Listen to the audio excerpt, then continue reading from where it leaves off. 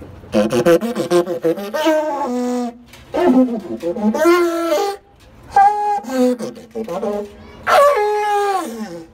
afternoon and welcome to Story Hour at Book and Puppet Company on this very, very cold day in Easton Center Square.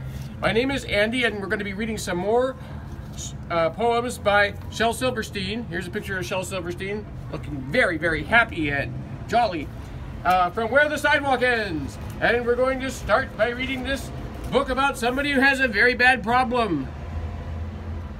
Band-Aids. That is his problem, Band-Aids. I have a Band-Aid on my finger, one on my knee, and one on my nose, one on my heel, and two on my shoulder, three on my elbow, and 9 on my toes, 2 on my wrist, and 1 on my ankle, 1 on my chin, and 1 on my thigh, 4 on my belly, and 5 on my bottom, 1 on my forehead, and 1 on my eye, 1 on my neck. And in case I might need them, I have a box full of 35 more, but oh, I do think it's sort of a pity I don't have a cut or a sore. Do you like to just like put Band-Aids on, just like for fun? Okay, now this one is very bad. This poem is extremely bad. Do not do what they talk about in this poem. It's called Dreadful. Someone ate the baby. It's rather sad to say. Someone, you want to say it with me? Ate the baby. So she won't be out to play. We'll never hear her whiny cry or have to feel if she is dry. We'll never hear her asking, why? Someone, you want to say it with me? Ate the baby. Someone ate the baby. It's absolutely clear. Someone ate the baby. 'Cause the baby isn't here. We'll give away her toys and clothes. We'll never have to wipe her nose. Dad says, that's the way it goes. Someone ate the baby. Let's do it again. Someone ate the baby. What a frightful thing to eat. Someone ate the baby. Though she wasn't very sweet. It was a heartless thing to do. The policemen haven't got a clue. I simply can't imagine who would go and eat the baby. Was it me? Was it you? Was it me? Was it you? Okay, now we're going to read a book about Skinny. Here's a bathtub, and there's somebody's hand is like reaching out of the bathtub. See the fingers there? And there's the faucet. Skinny. Skinny McGuinn was so terribly thin that while taking his bath Sunday night, out popped the plug and swoosh, swoosh, and glug, glug. It washed Skinny right down the drain, out of sight. And where is our dear Skinny bathing tonight? In some underground pool, down below, or up there so high in that tub in the sky where all of the clean people go?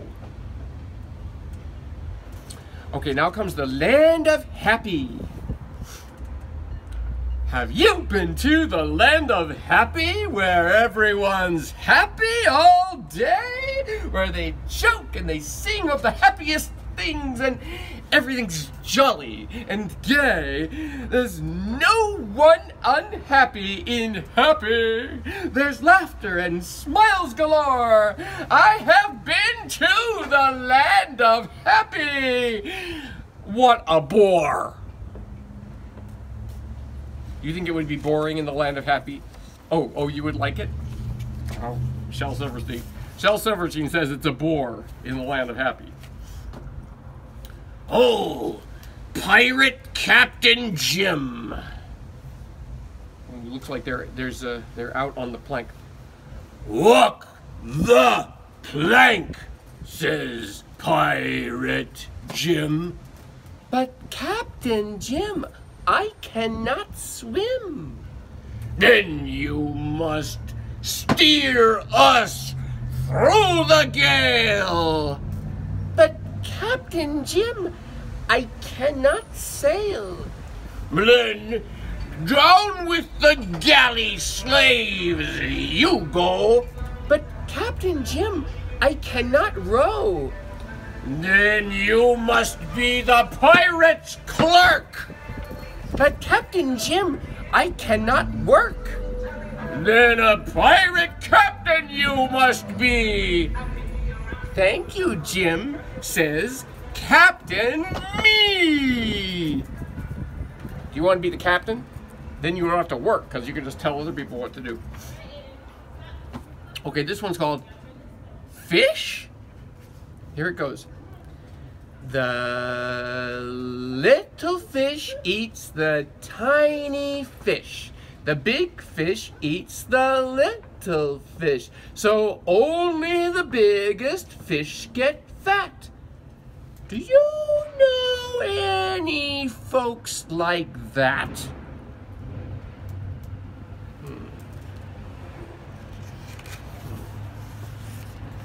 Okay, now we're going to read If the World Was Crazy. If the world was crazy, you know what I'd eat? A big slice of soup and a whole quart of meat. A lemonade sandwich. And then I might try some roasted ice cream. Or a bicycle pie. A nice notebook salad, an underwear roast, an omelet of hats. Do you like to eat these things? An omelet of hats, and some crisp cardboard toast. Here's some cardboard toast for you. A thick malted milk made from pencils and daisies. And that's what I'd eat if the world were crazy. If the world was crazy, you know what I'd eat? A chocolate suit and a tie of eclair, some marshmallow earmuffs, some licorice shoes, and I'd read a paper of peppermint news. I'd call the boys Susie, and I'd call the girls Harry. I'd talk through my ears, and I always would carry a paper umbrella for when it grew hazy to keep in the rain if the world was crazy. If the world was crazy, you know what I'd do? I'd walk on the ocean and swim in my shoe. I'd fly through the ground and I'd skip through the air. I'd run down the bathtub and bathe on the stair. When I met somebody, I'd say, "Goodbye, Joe." And when I was leaving, then I'd say, "Hello." And the greatest of men would be silly and lazy. So I would be king if the world was crazy. Okay, here's one called Stone Telling. How do we tell if the window is open? Just throw a stone at it. Does it make a noise? It doesn't. Well, it was open. And now let's try another. Crash! It wasn't. Is that a good way to tell if a window is open by throwing a stone at it?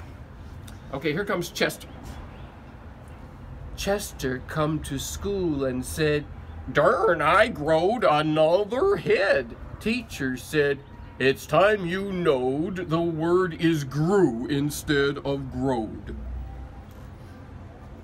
Would you like to have a head growing outside of your head?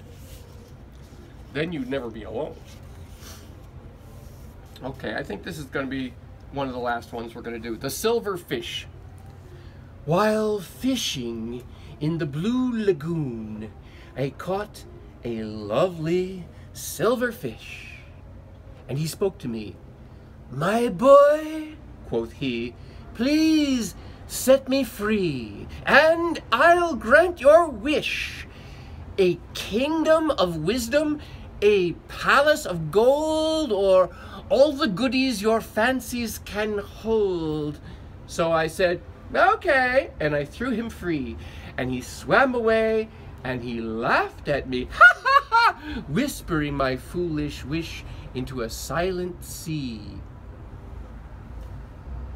Today I caught that fish again, that lovely silver prince of fishes, and once again he offered me, if I would only set him free, any one of a number of wonderful wishes. He was delicious! Ooh, I think that kid didn't believe that fish and ate him the second time. Okay, now we're going to read Forgotten Language. Once I spoke the language of the flowers. Once I understood each word the caterpillars said. Once I smiled in secret at the gossip of the starlings and shared a conversation with the housefly in my bed. Once I heard and answered all the questions of the crickets, and I joined the crying of each falling, dying flake of snow. Once I spoke the language of the flowers. How did it go? How did it go?